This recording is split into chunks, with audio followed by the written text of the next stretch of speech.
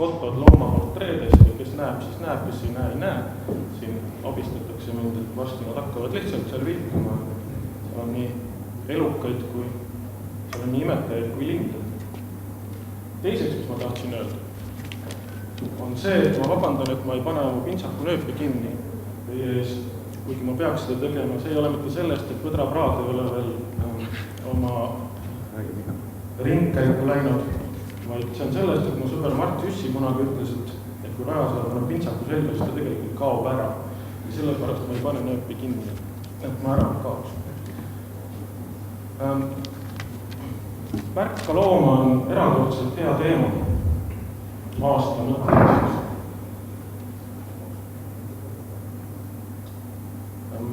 Margus Puust tõi siin välja aasta teemade siis valiku, mida välja pakuti, et mille hulgast valiti Märka looma. Seal oli ka sõnakasutus oli üks välja pakutud teema ja mõtlesin, et ma siin repliigi korras kähku soovitan, et bioloogilise mitmekesisuse kohta on väga ilus emakeelne sõna välja mõeldud, see on elurikkus. Et siis saab need võõrsõnad välja ja sõna elurikkus ongi bioloogiline mitmekesisus.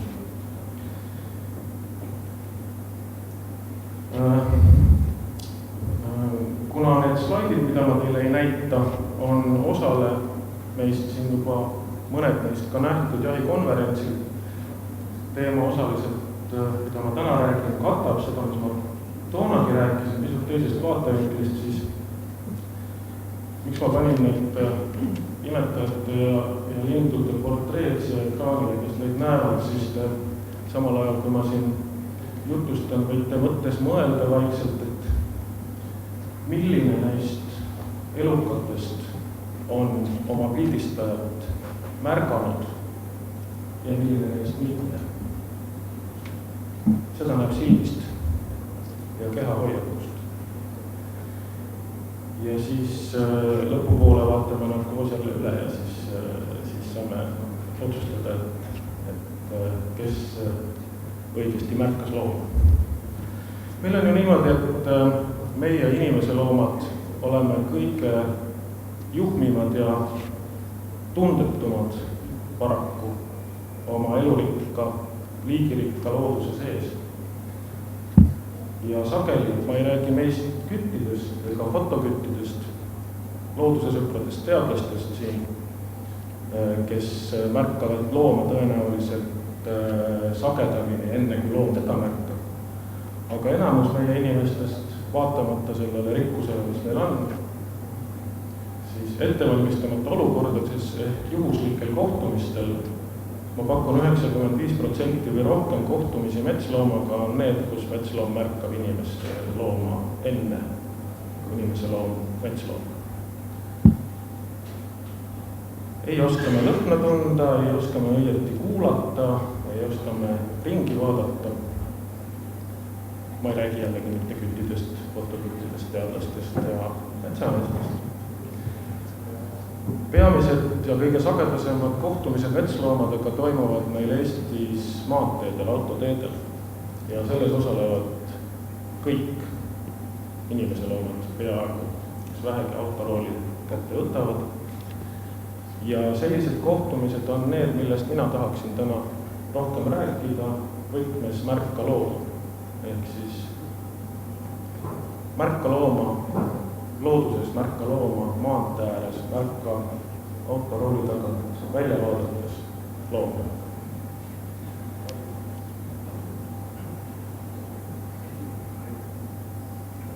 Mul on mõned sellised lood, mida ma mõtlesin, et ma siin räägin, võib-olla see tuleb teile kõik väga tuttav, et me siin oleme asjatundid enamasti. Aga loodusfotograafina, eelkõige loomafotograafina ma olen aastakümneid juba võiks öelda, veidi eputades 2 aastakümmet väga palju aega kulutanud loomadega suhtlemisele metsas ja nende jälgimisele, mitte ainult varjest, mitte ainult juhuslikel kohtumisel, vaid see viimane kõige keerulisem ja minu jaoks kõige võluvam teema valik nendest, kuidas nüüd see heli läks selliseks teravaks, ma ei taha et kuidas loomadele lähedale saada nii, et ei pea mitte ette valmistama, ei pea ette söötma, vaid kuidas teatud väikese loomade seltskonna hulka sulanduda. See on kõige võluvam, aga see on ka suhteliselt riskantne, sellepärast, et tuleb vastutada selle eest, et näiteks see väike rühm metskitsi, kes talvel mu maja läheduses elavad, et nad harjuksid ära ja usaldaksid ainult mind, mitte inimest kui sellist. See võiks neile kahjulik olla. Aga sellised nende hulka sulandumise katsed, need võtavad kaua aega ja see, kui nad hakkavad siin lõpuks usaldama, see on nii hea tunne. Uskumatult innustav tunne. Valge toonekord, kes maja lähedal pesitseb, nendega ma sain niimoodi sõbraks, et hakkasin koos nendega kevadel oksaraak korjama pesaehituse jaoks ja lõpuks ma sain 5 meetri kaugused nendega suhelda ilma, et võtsid mind enda hulka. Ja metskitsadega läks nii, et nad harjusid ära mu koeraga, mustavalge kirju laika, see väike laika. Ja minuga ja siis, kui ma läksin metsa pildistama, jätsin koera koju, siis kitsad jällegi, kui nad varem ei tõusnud püstigi, kui mööda läksin, siis lõpuks, kui ma ilma koerata läksin fotoga, kas nad tõusid püsti, läksid ära, selleks, et koera polnud kaasas. Ja siis selleks oli mul vaja mustade pükste ümber valge rätik siduda, mis imiteeris koera, siis oli kitsad jälle rahvus. Selline elukatega lähedalt suhtlemine annab hea kogemuse, et aru saada, mismoodi loom märkab meid ja kuidas meie peaksime märkama looma. Näiteks maanteed teemad. Liiklus aina tiheneb, autod muutuvad vaiksemaks, voolujoonelisemaks, müra tekitavad vähem, see ongi see, mis suurendab kokkupõrkeid metsloomadega, sest nad ei kuule eemalt eriti alla tuult. Ja nüüd mõtleme hirmlaste peale, kuidas nemad näevad maailma. Silmad pea külgede peal. Ette näevad nad 2 silmaga ainult väga kitsas sektoris, aga külje peale väga hästi. Ja kui me nüüd paneme endale 1 silma kinni, siis me saame isegi aru, et kaugust ei ole võimalik hinnata 1 silmaga. Proovime. Kõik läks lamedaks, pilt läks lamedaks, kaugust ei näe. Ja nii ongi need õnnetused maanteedel, kui kits või põder tulevad tee äärest välja, üks silm vaatab ühele poole pikiteed ja teine teisele poole pikiteed. Ja mida ta siis näeb?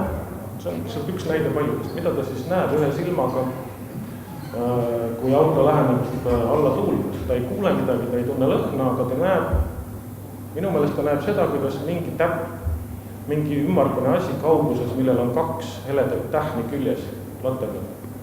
Kuidas see paisub seal kaugel ja kuidas need 2 valget tähni aeglaselt kaugenevad teineteisest.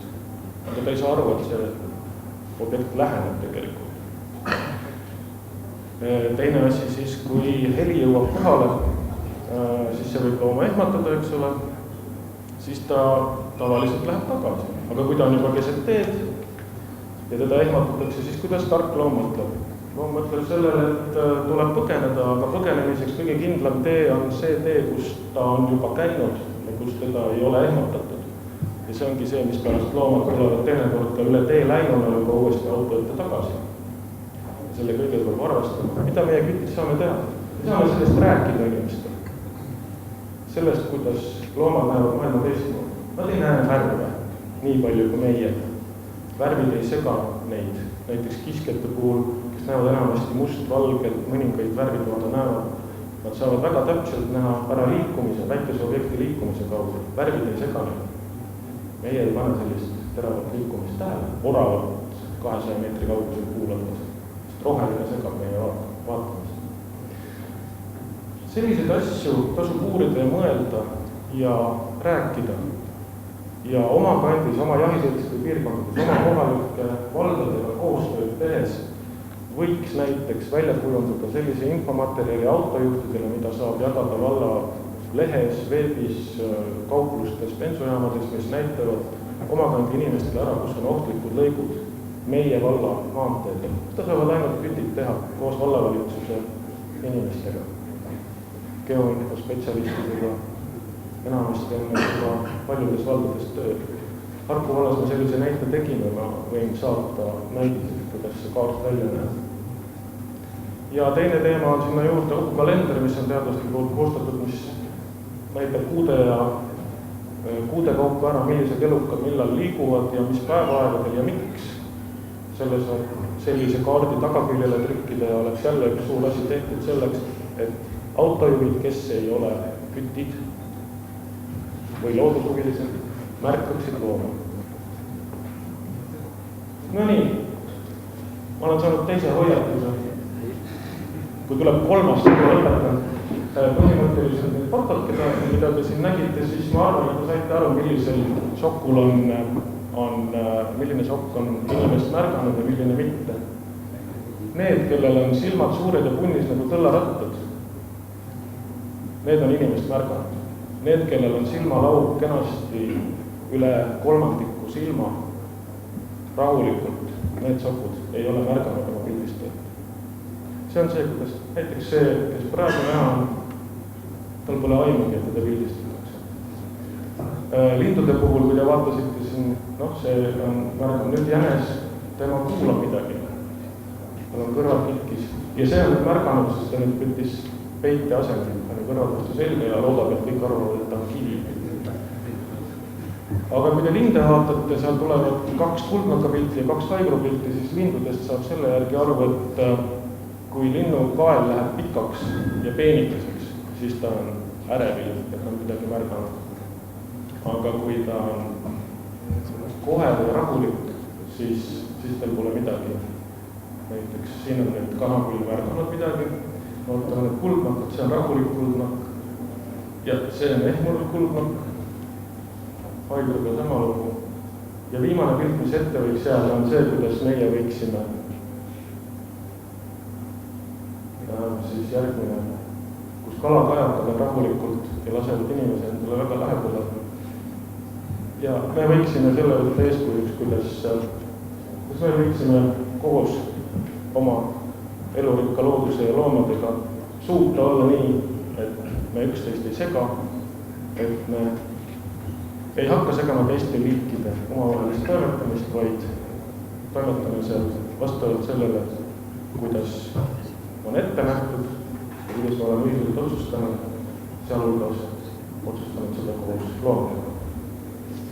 Aitäh, Valdo!